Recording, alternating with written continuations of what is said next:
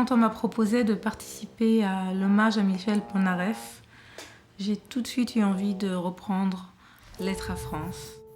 Déjà, cette chanson, elle porte un message qui est et émotionnel et politique, social. Un genre de relation d'amour, mais de rejet et de changement, d'éloignement. Et c'est des sentiments que j'ai déjà vécus et que peut-être beaucoup de gens vivent. Et je trouvais que le sujet était important et encore d'actualité. Cette composition me bouleverse. Elle prend vraiment beaucoup d'influence dans la musique classique. J'avais aussi envie de vivre une expérience aussi extraordinaire par rapport à ce que je fais d'habitude, de sortir de ma zone de confort.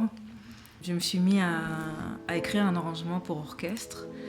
J'ai choisi de travailler surtout les cuivres, les trombones, tuba, corps. J'adore la sonorité des corps et d'avoir un tout petit peu d'appui de cordes, mais pas trop.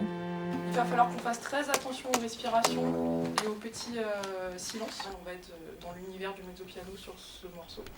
J'ai entendu parler de cette artiste que j'aime beaucoup, une artiste complète qui est femme, orchestratrice, arrangeuse, Huel Lemort.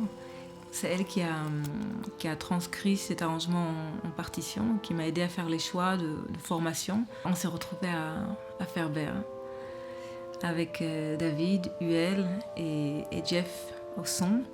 Et c'était trop bon, passer du sample au son d'orchestre avec toutes les fragilités que ça peut apporter et le relief. Ok, donc pas les aigus, se concentrer sur les bas et les médiums. Ouais, tout mettre en bas en fait. Ah, les notables dessus. Ouais, comme le corps en fait, s'ils sont descendus. En fait, et ensuite, on a ramené le morceau back to the studio pour faire le sound design, pour finir de le mixer et voir comment le vrai orchestre se marie aussi un tout petit peu avec le sample qui l'amenait aussi encore à du son en fait transformé. Comment est-ce que l'orchestre peut garder son côté acoustique mais par moments aussi transformé.